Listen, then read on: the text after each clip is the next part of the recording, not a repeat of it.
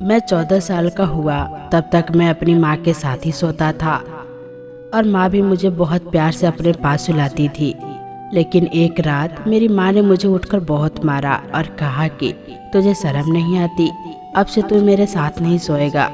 पापा के मौत के बाद मैं माँ के साथ ही सोता था, उसके पहले मैं दूसरे कमरे में सोता था। एक रात माँ की याद आई तो मैं उठकर माँ के चारपाई पर लेट गया।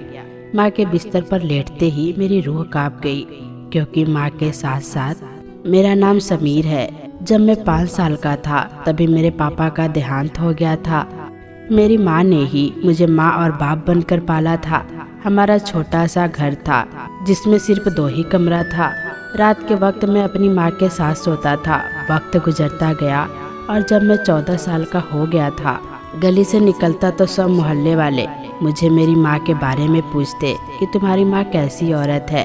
मैं हैरान होता कि सब गांव वालों को मेरी माँ की क्यों इतनी फिक्र लगी रहती है। जब मैं माँ के साथ बाहर निकलता तो सब मेरी माँ को बड़े ही अजीब नज़रों से देखते थे। एक रात मैं सोया था कि तभी हमारे कमरे की खिड़की जो गली की तरफ लगी हुई थी, किसी ने पत्थर मारकर उसका शीशा तोड़ दिया। मेरी माँ और मैं दोनों डर कर उठ बैठे थे। माँ को अचानक से पता नहीं किस बात पर गुस्सा आ गया और वो कहने लगी, कल से तू मेरे साथ नहीं सोएगा बल्कि दूसरे रूम में सोया करेगा। मैं माँ की बात पर हैरान था कि खिड़की का शीशा पता नहीं किसने तोड़ा है और माँ गुस्सा मुझ पर निकाल रही हैं। खैर मैंने माँ की बात मान ली और दूसरे कमरे में सोने लगा। अभी इस बात को 2 दिन ही गुजरे थे कि एक रात को माँ मेरे पास आई और कहने लगी, चलो बेटा, हमें यह घर आज ही छोड़कर दूसरे शहर जाना है। अब हमारा यहाँ पर रहना बहुत मुश्किल हो गया है। माँ ही मेरी माँ और बाप थी। उनकी बात मानने के अलावा मेरे पास और कोई रास्ता नहीं था। मैं बहुत खुश सो गया। मैंने कहा, क्या मुझे नया कमरा मिलेगा? माँ बोली, हाँ, लेकिन हमें इसी वक्त घर से जाना होगा। फिर मैं कल कपड़े पहनकर घर से बाहर कदम रखा तो माँ का हार पड़ा हुआ था। माँ किसी मर्द की तरफ चलती जा रही थी। माँ के पास एक बड़ा सा बैग था जिसमें उन्होंने सारे जेवरात और पैसे वगैरह रखे थे। वो बस मेरा ही इंतजार कर रही थी। मैंने देखा गाड़ी वाला हमसे सवाल किए बगैर ही हमारे बैठते ही गाड़ी चलाना शुरू हो गया। इसका मतलब तो यही था कि वो माँ को जानने वाला था और वो शहर की तरफ रवाना हो गया। हम लोग रात को ही दूसरे शहर में शिफ्ट हो गए थे। यह घर शहर में था।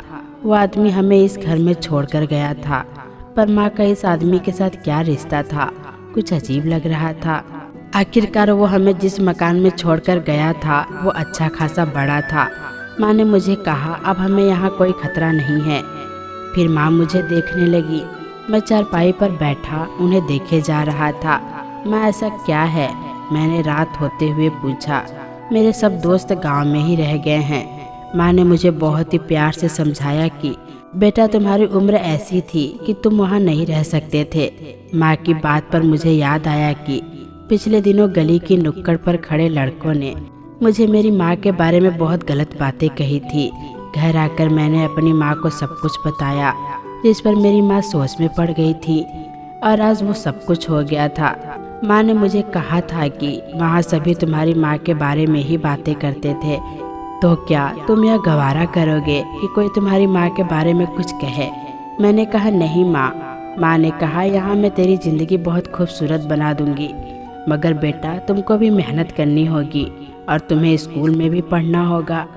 अगले ही दिन माँ ने मेरा स्कूल में एडमिशन करवा दिया। मैं दिन रात एक करके पढ़ता रहता था। मुझे किसी चीज़ का होश नहीं था, लेकिन माँ घर में पैसे कहाँ से लाती थी यह तो मुझे भी नहीं मालूम था।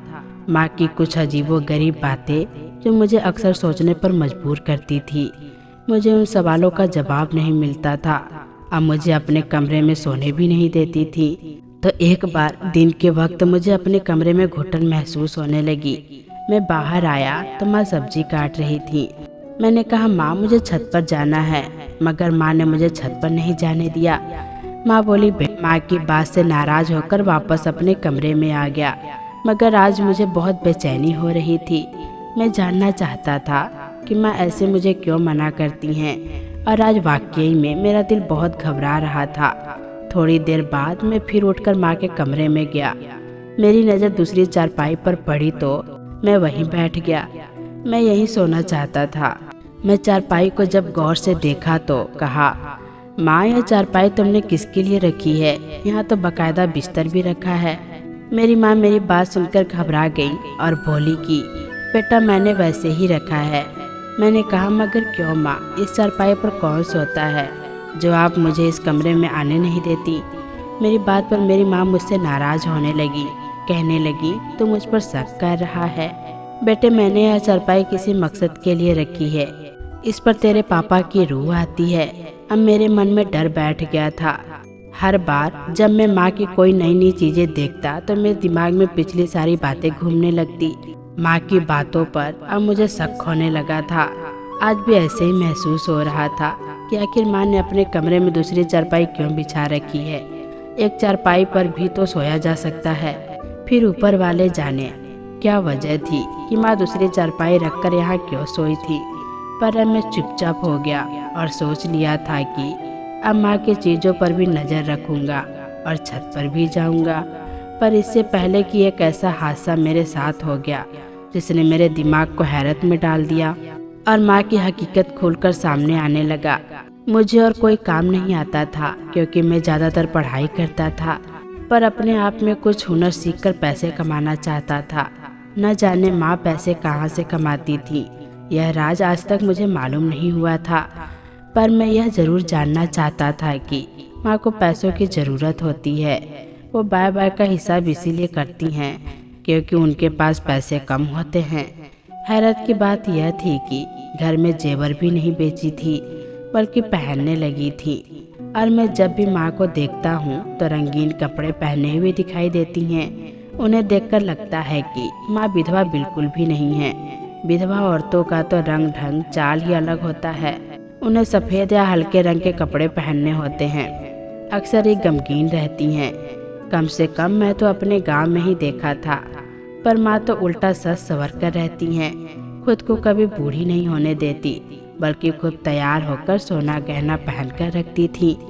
मैं माँ की बातों पर कभी भी शक नहीं करता था, पर आज होने वाले एक वाक्य ने मुझे माँ की तरफ ज़्यादा शक करने पर मजबूर कर दिया। एक दिन मुझे अनिल नाम का एक लड़का मिला। वो लड़का मुझे बहुत गौर से देख रहा था। कभी आकर मेरी तरफ ध्यान देता तो कभी मुझे पानी का गिलास देता। मैंने कहा कि तुम कौन हो, किस गांव से हो? इत्तेफाक से हम दोनों एक ही गांव के थे। मज़े की बात तो यह थी कि वो मुझे और मेरी माँ को जानता था मगर मैं उसे नहीं जानता था। हम दोनों एक दूसरे से गले मिलकर बहुत खुश हुए। वो कहने लगा तुम यहाँ आ गए, हमें तो पता ही नहीं चला। तुम्हारी माँ उस मोहल्ले को छोड़कर न जाने कहाँ चली गई और तुम भी नहीं नजर आए। हम तो यह समझे कि ऊपर वाला ना करे क्योंकि तुम्हारी माँ के तो वैसे भी बहुत से लोगों के साथ। इतना कहकर वो बात अधूरा ही छोड़ दिया। मैंने कहा कि अपनी बात पूरी करो, तुम क्या कहना चाहते हो? फिर उसने कहा कि सुनाओ तुम्हारी माँ ठीक है? मैंने कहा हाँ ठीक है। मैंने उससे बहुत पूछने की कोशिश की कि वो मुझे इस बारे में कोई और बात भी बताए, लेकिन उसने मुझे कुछ भी नहीं बताया कि तुम जैसे बेटे बहुत लाचार होते हैं, दूसरों के सामने शर्मिंदा होते हैं। उसने यह बात बातों ही बातों में कह दी थी। उसके ऊपर कोई खास जवाब नहीं दे सका, मगर मेरी अपनी माँ पर ऐसा घेरा होता जा रहा था। मैं चाहता था कि मैं माँ को रंगे हाथ पकड़ूं। अब मैं समझदार हो गया था। मैं अपनी माँ को बहुत शरीफ समझता था, लेकिन कोई बात है जिसकी वजह से मैं हर चीज़ पर नज़र रखना शुरू कर दिया। रात के तकरीबन 12 बजे जब मैं अपने कमरे से बाहर आया तो मैंने सोचा कि आज अपनी माँ के कमरे में जाकर ज़रूर देखूंगा यहाँ क्या होता है, दूसरी चारपाई पर कौन सोता है। फिर मैं जैसे ही माँ के कमरे के बाहर रखे जूते को देखा तो मेरी तो जैसे हैरत के मारे आंखें फटी की फटी रह गई। माँ के कमरे में बाहर 2 बड़े बड़े मर्दाने जूते रखे हुए थे। उन जूते को देखकर मुझे साफ पता चल गया कि आज हमारे घर में कोई और भी आया हुआ है।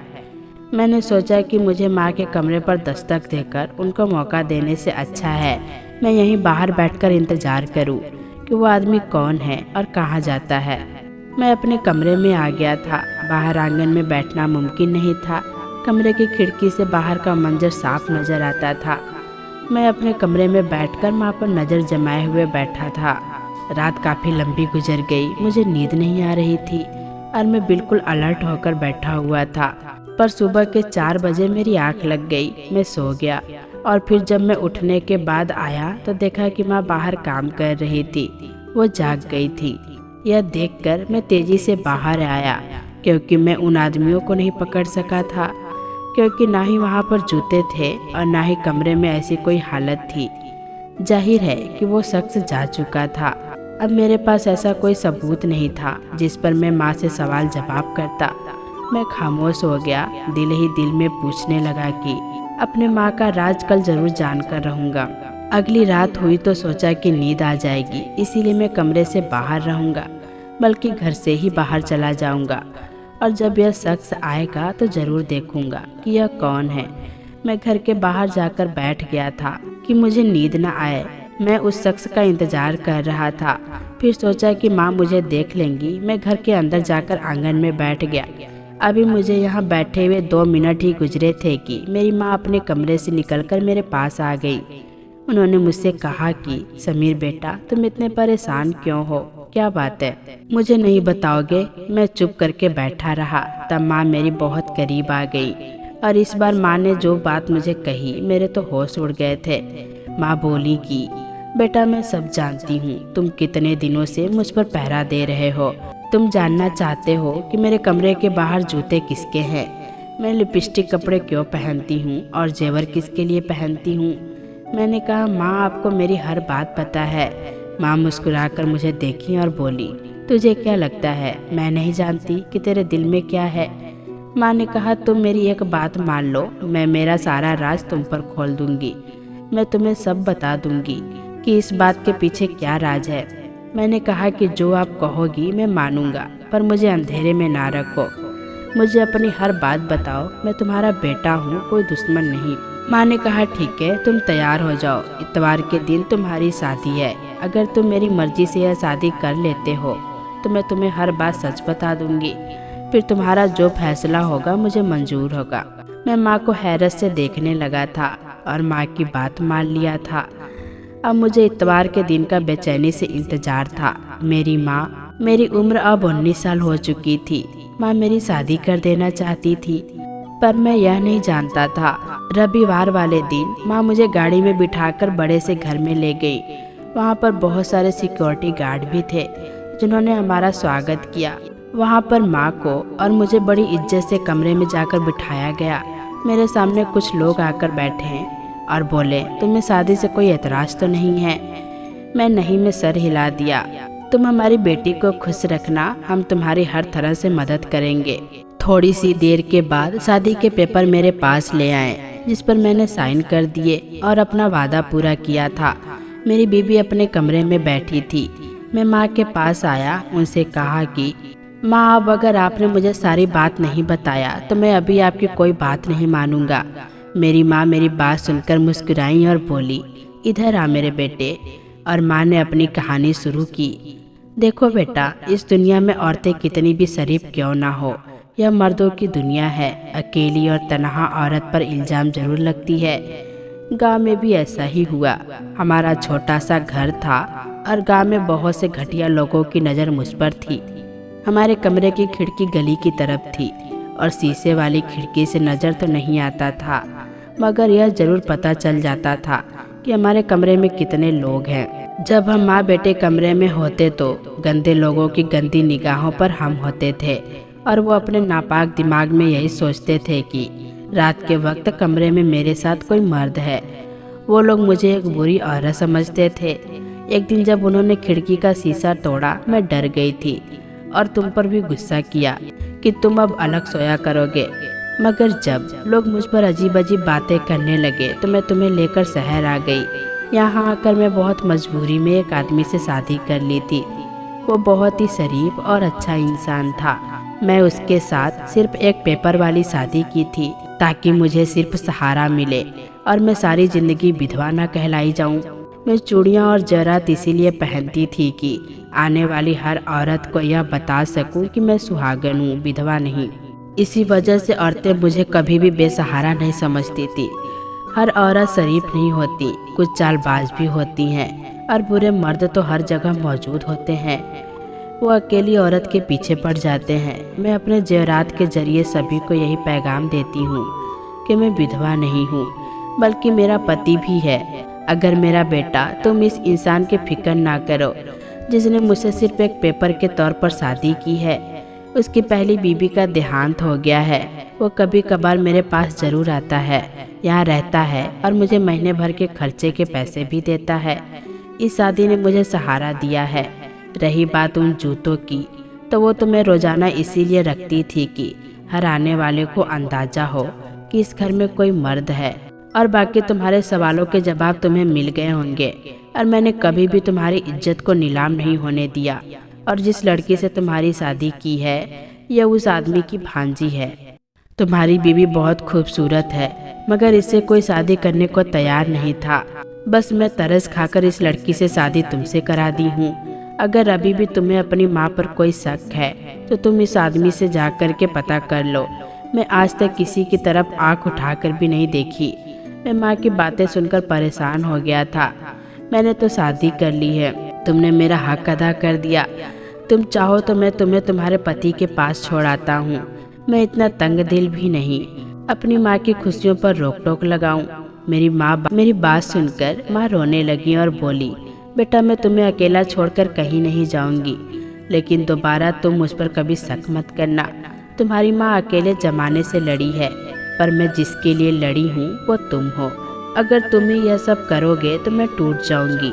मैं माँ को सीने से लगाया। मेरी आंखों से आंसू बहने लगे थे, क्योंकि मेरे पास भी कुछ कहने को नहीं था कि दुनिया में कई औरतें वाकई बेकसूर होती हैं, चाहे वो अपने आप को साबित करने के लिए सालों क्यों ना लगा दे, उस पर शक जरूर किया जाता है। आज मैं अपनी बीबी और माँ के साथ हंसी खुशी रह रहा हूँ। मेरा सौतेला बाप कभी कभार हमें मिलने जरूर आता है, वो भी बहुत अच्छा इंसान है। तो दोस्तों, कैसी लगी ये कहानी कमेंट बॉक्स में ज़रूर बताइएगा। फिर मिलेंगे दोस्तों अगली वीडियो के साथ।